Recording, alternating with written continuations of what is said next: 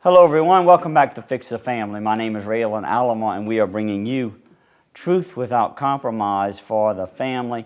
Welcome back. This is our series on Catholic masculinity. In this segment we'll be talking about training and the use of training as to help us in our masculine task.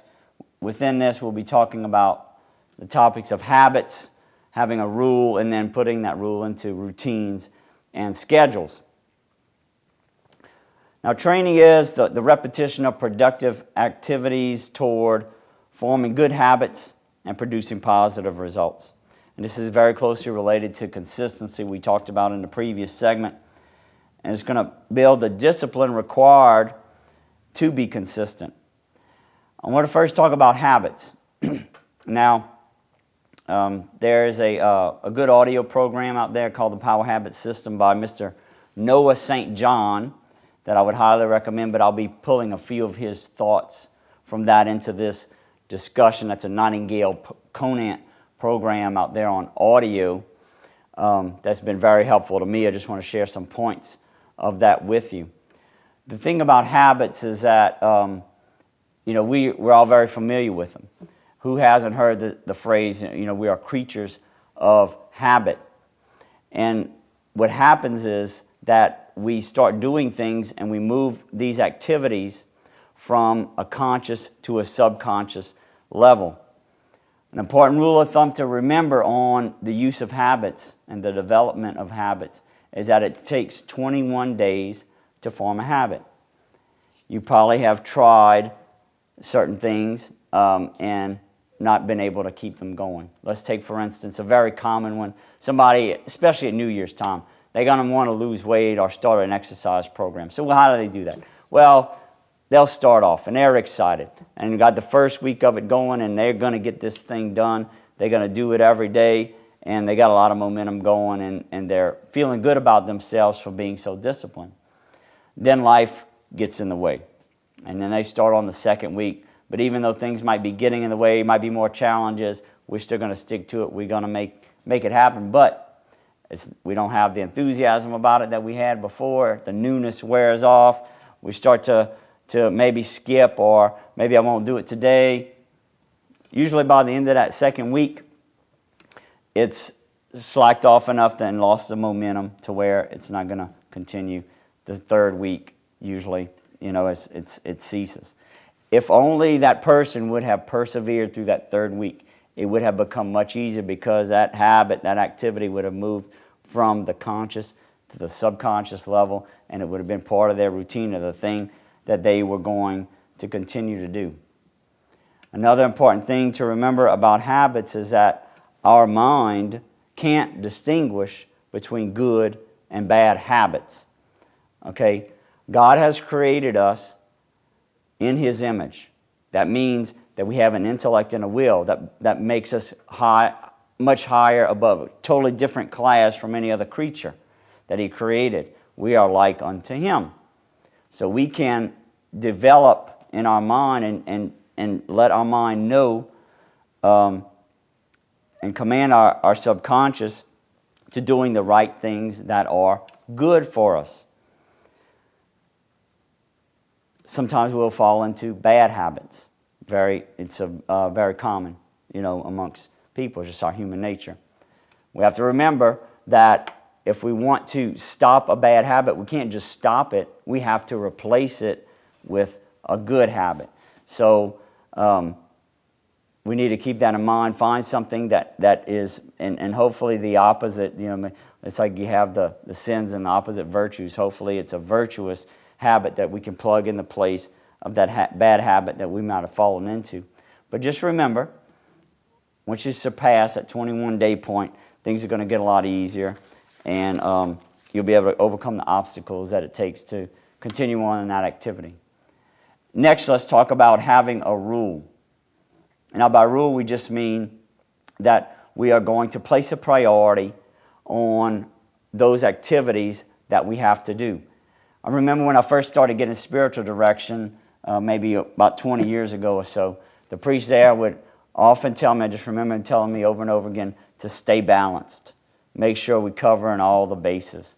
So if we look at a father and a family, for instance, he'll have to deal with the finances, he'll have to deal with his job, his relationships with his wife and his children, relationships with other people in society, his service to the church, service to the community. He's going to wear a lot of hats.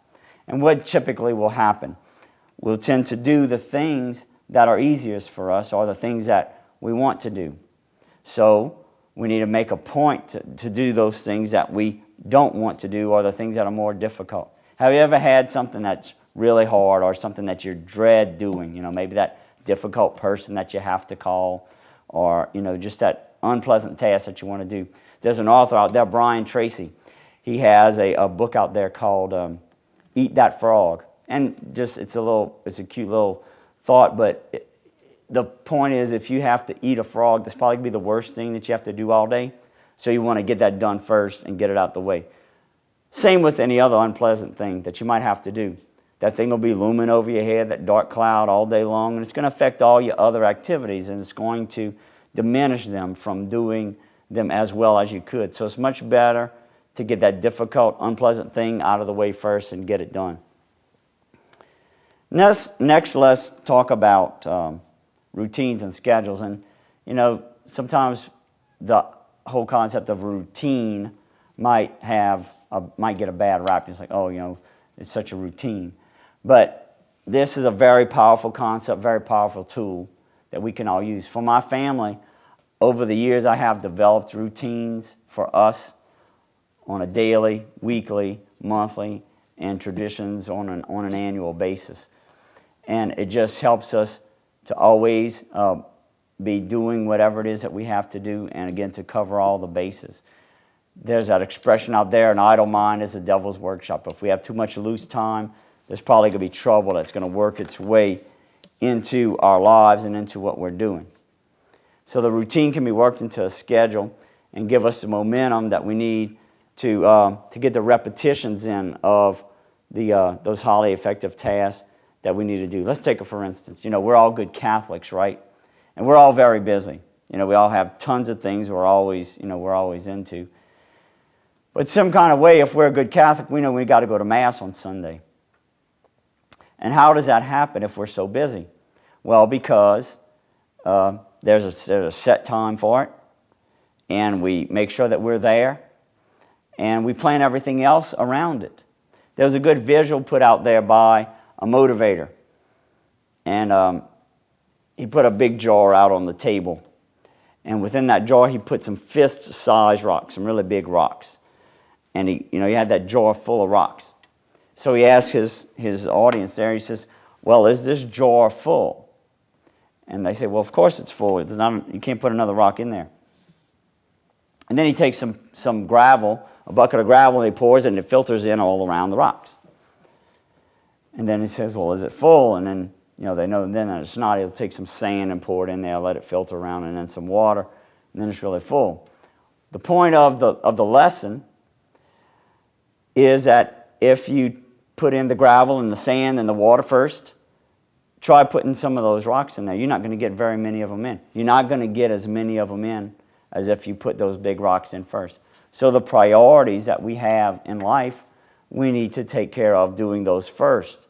Our sloth, our laziness tells us to tend to go do the less important things first, the less priority things, because they tend to be more entertaining and more fun, more pleasant. And so we end up doing those first whenever we should do those more important things first.